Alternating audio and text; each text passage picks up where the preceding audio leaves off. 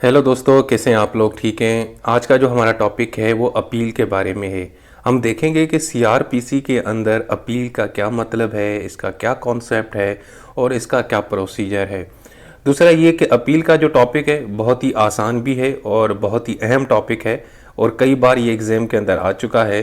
सो आपने इस टॉपिक को मिस नहीं करना। तो सबसे पहले अपील है क्या? अपील को अगर मैं आपको आसान अल्फाजों में बताऊं तो अपील का मतलब सिंपल ये है कि जब एक जज या अदालत के आपके खिलाफ कोई फ़ैसला सुनाती है और आपको वो फ़ैसला पसंद नहीं आता, तो आप क्या करते हैं, उस फैसले को ख़त्म करने के लिए किसी उससे बड़ी जो अदालत है वहाँ पे चले जाते हैं या किसी और जज के पास चले जाते हैं। इसको बोलते हैं अपील। यानी इन अदर वर्ड्स कि जब ट्रायल कोर्ट आपके हवाले से कोई फ़ैसला सुनाए और आपको वो फ़ैसला पसंद नहीं आता, आप मुतमिन नहीं हो, आप समझते हो कि यार ये जो फ़ैसला है इसमें प्रॉब्लम है, इसमें गलती है, इसमें जो जज साहब है उसने फ़ैसला नहीं सुनाया, या इसमें ये फ़लाँ फ़लाँ चीज़ें मिस थी या फ़लाँ एविडेंस मिस था, कुछ भी आपको लगता है तो आप क्या करते हैं कि ट्रायल कोर्ट के जो जो फैसला है वो अपील में जाके चैलेंज करते हैं एपिलेट कोर्ट में। अब एपिलेट कोर्ट क्या होती है? वो अदालत जिसके अंदर आप अपील सुन सकते हैं। और ट्रायल कोर्ट वो होती है लोअर कोर्ट, जहाँ पे फ्रेमिंग ऑफ चार्ज होती है, वहाँ पे पूरा ट्रायल चल रहा होता है, एविडेंस और शहादतें होती हैं, ठीक है, विटनेसेस प्रोवाइड किए जाते हैं, एविडेंस दिए जाते हैं, ये सारा कुछ। सो सिंपल अगर हम यह कहें कि यार अपील दरअसल एक किस्म की शिकायत ही है कि यार ये जो फैसला है अदालत का ये हमें पसंद नहीं है, इसमें ये प्रॉब्लम है, आप मेहरबानी करके इसको सही कर दें। यानी एक अदालत का फैसला आप दूसरी अदालत में जाके क्या करते हैं, चैलेंज करते हैं। सो ये जो अपील है ये एक ट्रायल का ही एक हिस्सा होता है, ये इसकी कंटिन्यूटी है। और दूसरा, अपील जो है ना इनहेरेंट राइट नहीं है, यानी ये आपका कोई ऐसा राइट नहीं है जिसको आप क्लेम करते फिरें। ये ऐसा राइट भी नहीं है जो आपको पैदाइशी मिला हुआ है, नहीं। ये जो राइट है ये कानून के जरिए आपको दिया जाता है। अगर कानून चाहे तो वो आपको अपील का राइट भी दे, अगर ना चाहे तो वो नहीं भी दे सकता, या तो आपको वो कंडीशनल दे सकता है। ये एक किस्म का स्टेट्यूटरी राइट है, यानी जिसमें हुकूमत या सरकार जो है ना वो एक कानून के जरिए आपको ये राइट देती है। ऐसे बहुत सारे केसेस हैं जिसमें अपील का राइट ही नहीं होता, लेकिन ऐसे बहुत सारे केसेस हैं जिसमें अपील का राइट होता है लेकिन साथ में कुछ कंडीशंस होती हैं। सो मैं ये जो समझाने की कोशिश कर रहा हूँ कि यार अपील का जो राइट है वो इनहेरेंट नहीं है, ये आपको विरासत में नहीं मिला, ये ऐसा कोई कानून नहीं है, राइट नहीं है जिसको आप जाके वो करें कि जी मैं क्लेम करता हूँ मेरा राइट मुतासर हो चुका है। ऐसा नहीं है, ये कानून के मुताबिक है। अगर कानून ने कोड में कहीं पे हुकूमत ने अगर इजाज़त दी है अपील की तो तभी आप अपील का राइट इस्तेमाल कर सकते हैं। अच्छा जी, अपील के अलावा एक दो और वर्ड्स होते हैं वो अक्सर यूज़ होते हैं, जैसे रिव्यू, रेफरेंस वगैरह। ये आपस में इनकी अलग अलग मीनिंग है, लेकिन इन सब का मकसद एक ही है कि यार अगर कोई फैसला है उसमें कोई कमी पेशी है तो उसको दूर की जाए, फेयरनेस लाई जाए, इंसाफ प्रिवेल करे। ठीक हो गया जी। अच्छा, तो सीआरपीसी में जो चैप्टर 31 है उसका सेक्शन 404 से लेकर 431 तक ये जितने भी सेक्शंस हैं ये हमें अपील के बारे में बताते हैं। तो सबसे पहले अब अपील की डेफिनेशन देखें तो अपील की डेफिनेशन वैसे कोई आपको proper definition code of criminal procedure 1898 CrPC में आपको नहीं मिलेगा, लेकिन इसका सिंपल मतलब यही है कि एक अदालत के फैसले के असर को ख़त्म करना और उसके हवाले से बड़ी अदालत से कोई जाके फैसला लेना। यानी एक अदालत का फैसला आपको पसंद नहीं आता, आप चाहते हैं कि यार ये अंडू हो जाए, ये ख़त्म हो जाए, इसका जो असर है वो ऑर्डर ख़त्म हो जाए और उसकी जगह दूसरा ऑर्डर आ जाए। सो ये हम इसको बोलते हैं आम अल्फाजों में अपील। सो अपील जो है ये एक प्रोसीजर, मैटर ऑफ प्रोसीजर है, एक ये प्रोसीजर का हक होता है। हम अक्सर सुन रहे होते हैं न्यूज़ के अंदर कि यार फलां ने अपील दाखिल कर दी, ठीक है ना। अगर हाई कोर्ट ने फैसला दिया होता है तो सुप्रीम कोर्ट में आप अपील दाखिल कर रहे होते हैं, अगर मजिस्ट्रेट ने फैसला दिया है तो आप सेशन कोर्ट में अपील दाखिल कर रहे होते हैं, और अगर सेशन कोर्ट ने कोई फैसला सुनाया है तो आप जाके हाई कोर्ट में अपील दाखिल कर रहे होते हैं। सो ये जो राइट है वो स्टैच्यू के जरिए इसको क्रिएट किया जाता है। ये तभी दिया जाता है जब आपको बताया जाता है, यानी आप इसको ये नहीं है कि आप बस हर केस के ऊपर अपील यानी लेने जाएं और कि मेरा राइट है, ऐसा नहीं है। हाँ, अगर आपको उस कानून के तहत राइट दिया हुआ है तो तभी आप इसको यूटिलाइज कर सकते हैं। सो अब सबसे पहले शुरू करते हैं सेक्शन 404। इसका मतलब क्या है, 404 में क्या है? 404 में सिंपल ये बताता है कि भाई किसी भी क्रिमिनल कोर्ट के फैसले के खिलाफ आप अपील दाखिल नहीं कर सकते। जी हाँ, किसी भी क्रिमिनल कोर्ट के फैसले के खिलाफ आप अपील दाखिल नहीं कर सकते जब तक कानून ने उसकी इजाज़त न दी हो। अगर कानून ने इजाज़त दी है तो आमतौर पे आपने यही प्रोसीजर फॉलो करना है जो अभी हम पढ़ने जा रहे हैं, यानी 405 से लेके ऑनवर्ड। लेकिन अगर कोई खुसूसी तरीका मौजूद है किसी मुकदमे के हवाले से अपील का, तो फिर आपने उसको फॉलो करना है। 404 ये कहता है कि अगर किसी कानून ने आपको इजाज़त दी है तो तभी आप जाके उस अदालत के फैसले के खिलाफ अपील दाखिल करेंगे। और आमतौर पे जनरल तरीका यहाँ पे बताया गया है सीआरपीसी में, ये कि जनरल तरीका है अपील दाखिल करने का, आप इसको करेंगे। लेकिन अगर किसी कानून में कोई खुसूसी तरीका दिया गया है, तरीक़ेकार दिया गया है, तो फिर आप उसको फॉलो करेंगे। ठीक हो गया। अगर नहीं है तो फिर आपने यही जो जनरल तरीका है इसी को फॉलो करना है। ठीक है जी। सो ये हो गया 404। उसके बाद आता है 405 सेक्शन। अब इसमें यह है कि एक देखें, एक सेक्शन है 88 और फिर है 89। 88 के अंदर हमने ये पढ़ा था कि यार एक शख्स से उसकी प्रॉपर्टी जो है ना अदालत जब्त कर देती है, अटैच कर लेती है, तो वो बंदा सेक्शन 89 के तहत उसको रिस्टोर करने की दरख्वास्त देता है कि भाई मेरी जो प्रॉपर्टी है वो रिस्टोर की जाए। लेकिन वो अदालत क्या करती है, उसका फैसला रिजेक्ट कर देती है। तो अब क्या होगा, अब जनाब वो बंदा उस फैसले के खिलाफ क्या करेगा, अपील दायर करेगा, यानी उसमें भी आपको अपील का हक मिलेगा। कहने का मतलब 405 हमें सिंपली ये बताता है, आपकी प्रॉपर्टी है, किसी मुकदमे के अंदर अदालत ने जब्त कर ली, अटैच कर ली, फिर आपने दरख्वास्त दी कि जी मेरी प्रॉपर्टी को रिस्टोर किया जाए। अब रिस्टोर करने वाली दरखास्त भी आपकी अदालत ने क्या कर दिया, उसको जनाब रिजेक्ट कर दिया।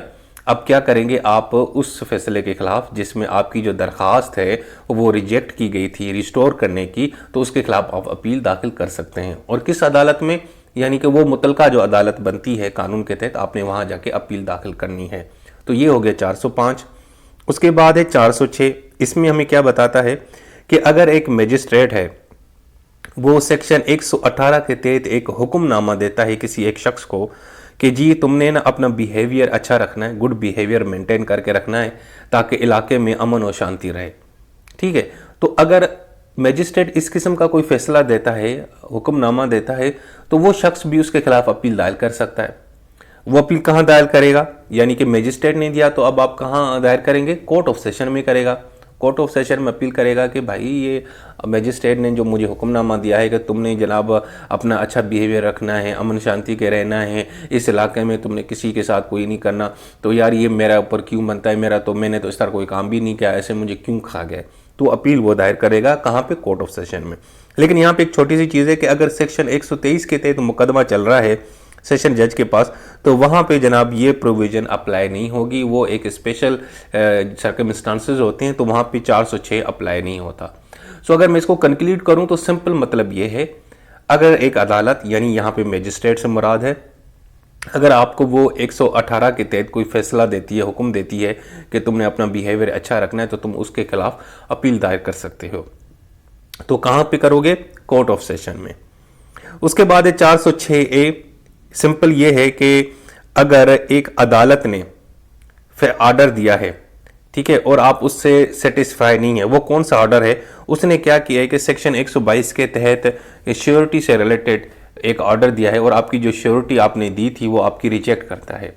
यानी अदालत ने आपसे श्योरिटी मांगी, आपने श्योरिटी दी, अदालत ने वो रिजेक्ट कर दी। अब आप उसके खिलाफ क्या करेंगे, अपील दाखिल करेंगे। ये कौन सी अदालत होती है, ये भी एक्चुअली मजिस्ट्रेट होता है। अगर यानी कि मजिस्ट्रेट अगर आपकी जो श्योरिटी है सेक्शन 122 के तहत उसको रिजेक्ट करता है, तो जनाब आप क्या करेंगे, कोर्ट ऑफ सेशन में, यानी जो उससे बड़ी अदालत है वहाँ पे जाके क्या करेंगे, अपील दायर करेंगे। तो ये है 406A। उसके बाद आता है 408। ये बड़ा अहम यानी कि प्रोविजन है। इसमें यह है, अगर आपका ट्रायल किया है किसी अदालत ने, और वो कौन सी अदालत है, यानी अगर असिस्टेंट सेशन जज ने आपका ट्रायल किया है, या डिस्ट्रिक्ट मजिस्ट्रेट, या जुडिशल मजिस्ट्रेट, यानी सिंपल ये कि अगर मजिस्ट्रेट ने आपका ट्रायल किया है, या उसमें फिर असिस्टेंट सेशन जज भी आ सकता है। पहले असिस्टेंट सेशन जज की पोस्ट हुआ करती थी लेकिन अभी ख़त्म हो चुकी है। या जुडिशल मजिस्ट्रेट ने आपका ट्रायल किया है, या अगर आपको सेक्शन 349 के तहत सज़ा सुनाई गई है तो जनाब इन दो कंडीशंस के अंदर आप क्या कर सकते हैं, आप अपील दायर करेंगे। कहाँ पे? कोर्ट ऑफ सेशन यानी सेशन अदालत जाएंगे और वहाँ पे आप अपील दायर करेंगे। मैं दोबारा बताता हूँ, अगर आपको असिस्टेंट सेशन जज ने आपको सज़ा सुनाई है, आपका ट्रायल किया है, आपके खिलाफ फैसला दिया है, या डिस्ट्रिक्ट मजिस्ट्रेट या जुडिशल मजिस्ट्रेट ने आपके खिलाफ फैसला दिया है, आपका ट्रायल किया है, या अगर सेक्शन 349 के तहत आपको सज़ा सुनाई गई है, तो जनाब इन दोनों सूरतों में आप क्या करेंगे, आप सेशन कोर्ट जाएंगे और अपील दायर करेंगे।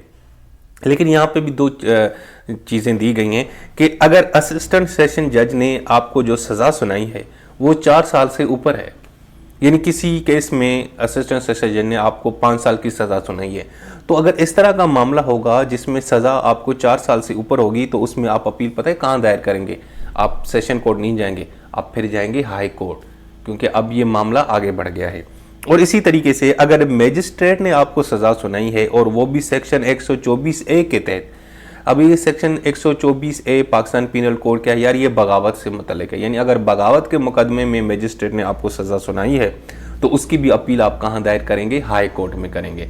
बाकी इसके अलावा कोई भी केस होगा जो मजिस्ट्रेट की तरफ से या असिस्टेंट सेशन जज की तरफ से सुनाई गई है सज़ा, तो उसकी अपील आप कहाँ दायर करेंगे? कोर्ट ऑफ सेशन में।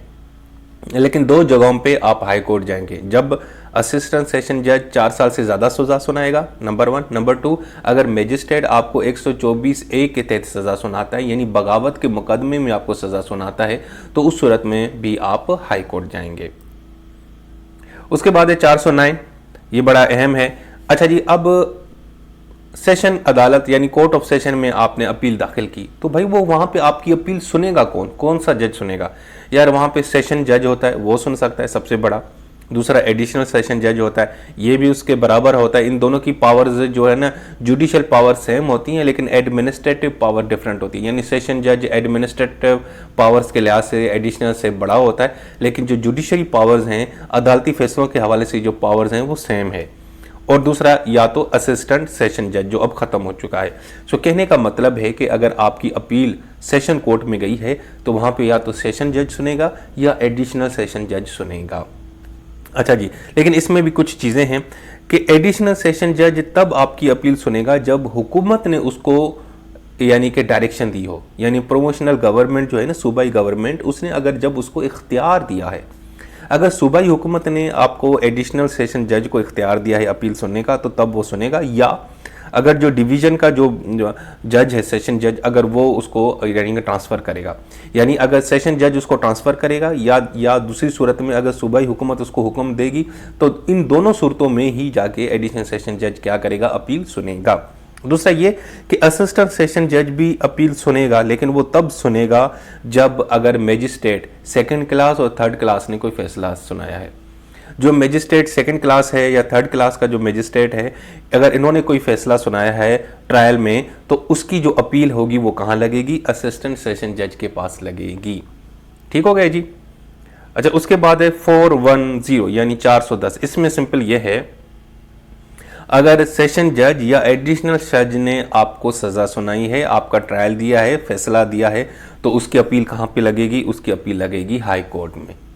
ठीक है, बिल्कुल उसी तरीके से मजिस्ट्रेट की अदालत की अपील कहाँ लगती है दोस्तों? Session court. और इसी तरीके से अगर सेशन कोर्ट में जो जज बैठे हुए हैं यानी सेशन जज या दूसरा एडिशनल सेशन जज, अगर वो फैसला देता है तो उसकी अपील कहाँ पे लगेगी? हाई कोर्ट में लगेगी। सो दोस्तों, ये था यानी कि पहला पार्ट 410। अब नेक्स्ट वीडियो में इसके मज़ीद जो प्रोविज़न है वो मैं आपको डिस्कस करूँगा।